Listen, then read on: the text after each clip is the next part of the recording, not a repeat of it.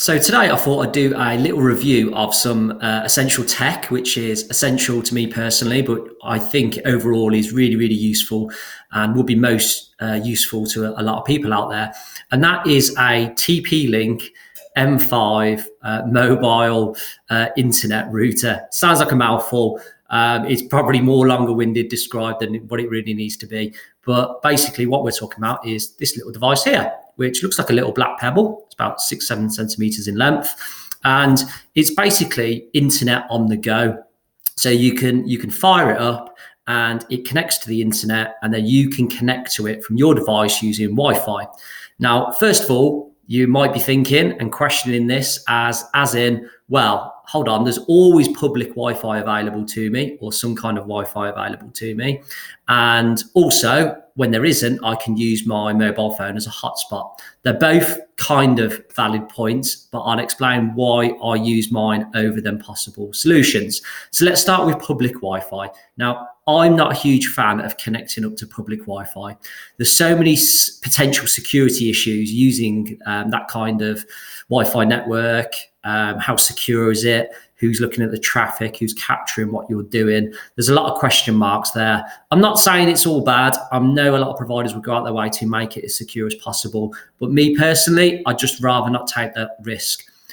Now, don't get me wrong, I do use public Wi-Fi from time to time, but it's as a last resort. And when I do, I certainly don't do anything which is kind of sensitive or confidential, like internet banking springs to mind. I wouldn't do any of that on it. If I just needed to look up an article in an emergency when I'm helping out one of our customers on site, fine, no problem. I will use it then. But I'd still avoid it where possible.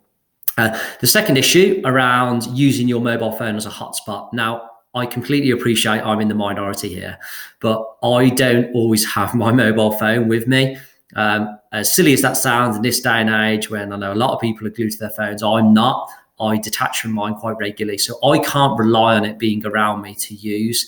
Secondly, even when it is, I don't want to be distracted by it.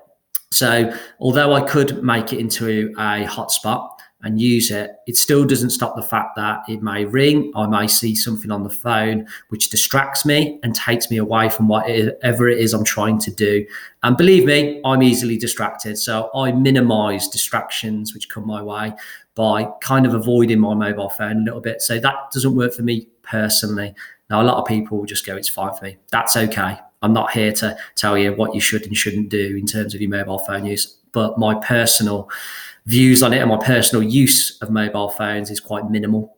So the mobile hotspot for me, this little device, just once again to point out, is much better for me. So let's talk about how this works for a second. So basically, like a mobile phone, this just has a SIM card installed in it, and basically just has a little power button as well to turn the thing on. So what I did was, in terms of the internet connection for it and the SIM card, I just got a data-only SIM card from giffgaff, who I use for other bits and pieces as well. I think because I don't need much data usage from mine, because a lot of my stuff is already cloud-based, where I'm just within a web browser. I'm not generating much traffic. I'm not doing large downloads and things. So the package I got for mine it's like about £7.50 a month. It's absolute peanuts, and for the advantage that it gives me to always have that internet connectivity available to me no matter where I am, within reason, which I'll come on to in a second, it's well worth it. So yeah, when I say internet available from anywhere, that pretty much is the case. But because it is using a SIM card, like a mobile phone, you are still dependent on signal. So if you know, and we've all been in places where there is just that random mobile signal black spot, then you might not get connected. But the large majority of places I work from, which tend to be around towns and even rural villages where I spend a lot of time as well, it's still perfectly fine in there. And I've been to the odd place where there's no signal. But I tend to be in my car at the time. So I will literally just drive out the village or the town where I am until I do get signal and pull over and connect up again. And touching on that, I mean, it is mobile anywhere. So it comes in the car with me, and I might just be catching up on a few things in the car. It could be that I found a cafe which doesn't have Wi-Fi, or I'm not comfortable with their public Wi-Fi, and I can sit in their cafe, use my own private internet, so to speak, and connect up to the internet, and away I go. And I don't want to sidetrack on this particular device too much, but when I do connect up, I also a lot of the time we'll use a VPN. And at the moment I'm using CyberGhost, and I'll probably do a review and a talk about that in a separate video, just to make that apparent. So the final thing, which is really useful from an IT support / technical perspective, is troubleshooting issues with internet connections. So from a tech support perspective, you may be out on a customer site diagnosing issues with the internet itself. Their internet may be down or playing up. And you can use this for testing, as in, okay, well, let's just try a couple of these computers connecting to this little Wi-Fi hotspot instead and see whether they go online. Or it might be their internet is down, but you need to, as an engineer, you need to look something up to get things up and running again for that customer. Again, it gives you that internet connection. You can use your actual laptop and view things properly and read things properly rather than the small screen of your mobile phone. So it's really good from an IT tech support industry perspective as well for troubleshooting. I think I've used it a number of times just to get to the bottom of things in an emergency. And I've actually also used it here at our office. Now, in this day and age, I know the internet rarely does go down, but we've had the internet go down at us at our own offices.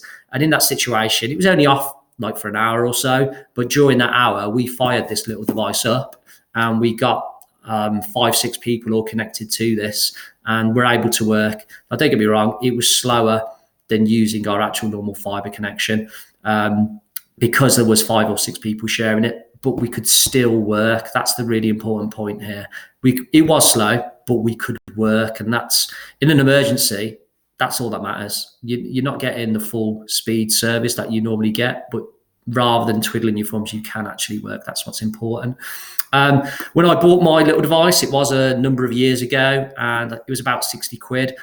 My little one here has been replaced by a newer version now, and I think it is slightly more than that. It might be 70 or 80 pounds, but it will have more bells and whistles. It's probably quicker. It may have 5G support as well, for when your network provider has that. So do check out the newer versions of the TP-Link M5 mobile router. It's well worth it. Finally, don't forget to like the video. If this has been helpful, please subscribe to our channel using the subscribe button. We're looking to push out a couple of videos a week, and all the links to connect with us via social media are below the video. If you're watching this directly on YouTube, you can connect with us on Twitter, Instagram, LinkedIn, etc. Okay, that's it for today, and thanks very much.